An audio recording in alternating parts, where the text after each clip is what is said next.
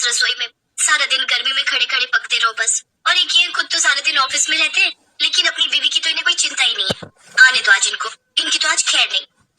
शाम को जब अतुल घर आता है तो मधु उससे कहती है, आ गए सारा दिन एसी की हवा खाकर। खुद तो एसी में बैठे रहते हो इसलिए गर्मी का एहसास नहीं होता, लेकिन हमारे बारे में भी सोचो जरा। एक वो पड़ोस वाली रचना है, अब तो उसका पति भी एसी ले आया।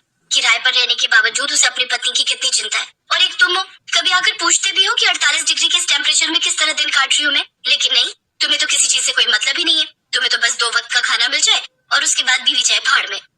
क्या हुआ मधु, क्यों आते ही राशन पानी को लेकर चढ़ रही हो? जो कहना है सीधा सीधा कहो, हर बात पर ताना मारना जरूरी है क्या? पति थका हरा ऑफिस से आया है? चाय पूछने के बजाय तुम तो मुंह से आग के गोले बरसा रही हो।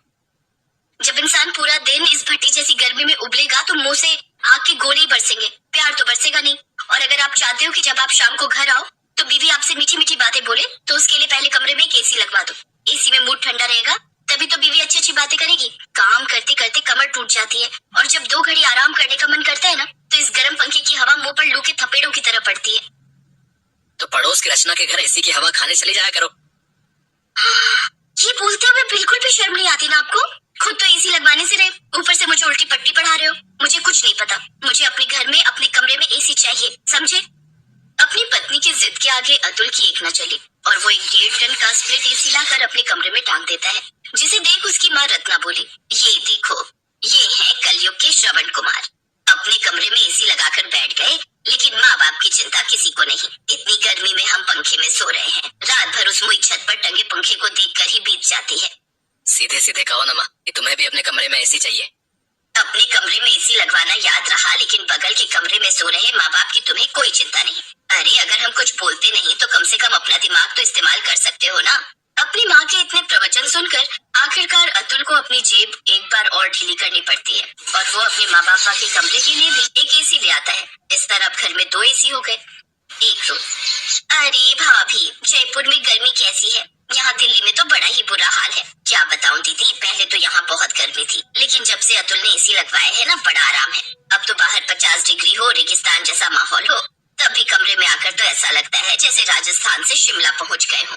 क्या एसी? हाँ एसी। एसी की बात सुनते ही बुआ जी के दुकान खड़े हो जाते हैं। अब जब से उसे ये खबर मिली थी, तब से बुआ जी का दिल जयपुर जाने के लिए तरस रहा था, और वो फोन करके अपनी भाभी यानी कि रत्ना से कहती है, अरे भाभी, सोच रही थी बड़े दिन हो गए जयपुर आए हुए, दिल्ली में गर्मी भी बहुत है, तो क्यों ना कुछ दिन वहीं आ जाओ। हाँ हाँ क्यों नहीं दीदी, आखिर ये भी तो आपका ही घर है, जब मर्जी आइए। ये कहकर रत्ना ने फोन रख दिया। उसने बुआ जी को आने के लिए कह तो दिया, लेकिन अब फिर से वही समस्या थी कि बुआ जी को सुलाएंगे कहाँ। हम दोनों के कमरों में तो एसी है, लेकिन हाल में जहाँ गेस्ट का बेड लगा है वहाँ तो कोई एसी है ही नहीं। अब ऐसा अच्छा थोड़ी ना लगता है कि हम एसी वाले कमरे में सोएं और मेहमान सारी रात गर्मी में करवट बदलते बदलते ही रात काटते रहे। गर्मी का मौसम है बेटा, मैं तो कहती हूँ अब एक एसी हॉल के लिए भी ले ले, नहीं तो उम्र भर का उलाहना हो जाएगा तेरी बुआ का कि मैं तो भाभी के घर गई थी, सब लोग मजे से ठंडी ठंडी हवा में सोते थे और मैं वहाँ गर्मी से मर रही थी। अब तुम अपनी बुआ की आदत तो जानती ही हो ना बेटा।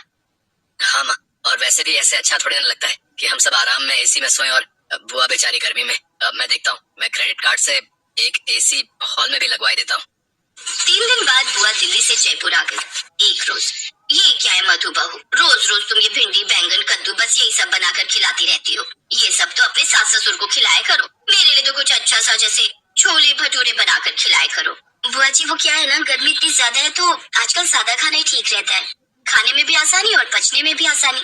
क्योंकि मेरा क्या है, मैं तो गर्मी में खड़े होकर भटूरे बनाई दूंगी, लेकिन आप सोच लीजिए कहीं ये सब तला भुना खाकर ये सब आपके पेट में तहलका ना मचा दे। अरे चुप कर, इतनी भी कच्ची खिलाड़ी नहीं हूँ मैं, दिल्ली वाली हूँ, और दिल्ली वाले तो मशहूर हैं खाने के लिए। भारी गर्मियों में भी जिसने चांदनी चौक के छोले भटूरे पराठे वाली गली के लच्छे पराठे ना खाए हो तो वो दिल्ली वाला नहीं। ओए होए, मेरे मुंह में तो अभी से पानी आ रहा है। तू जा और जल्दी से वही बना, और सुन, साथ में पुदीने की चटनी और रायता भी बना लेना। एसी की ठंडी हवा में बैठकर आराम से खाऊंगी। जी बुआ जी। मधु मुंह लटका कर रसोई में चली जाती है।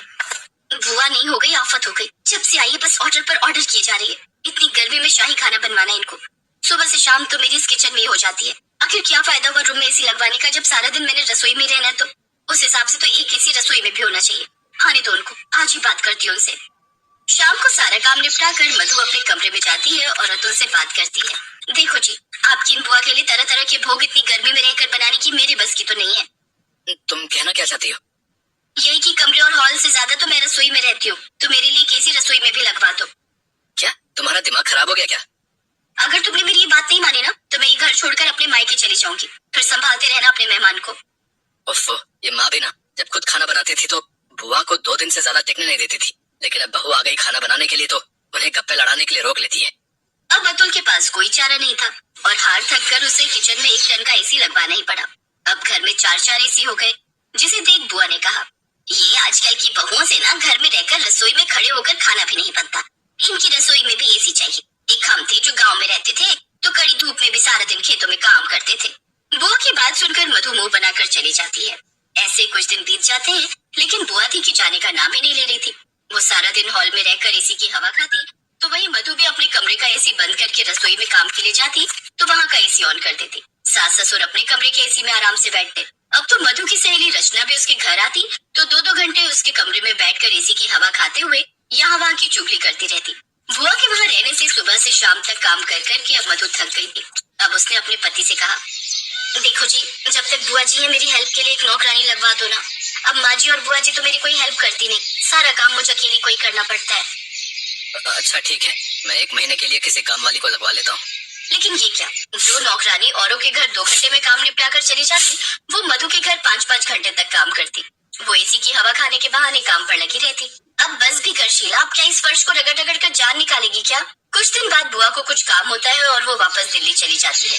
फिर एक रोज 60,000 का बिजली का बिल, अगर सारी तनख्वाह मैं एसी में भर दूंगा तो और खर्चे कैसे निकलेंगे? वैसे भी एसी की EMI भरना अभी बाकी है।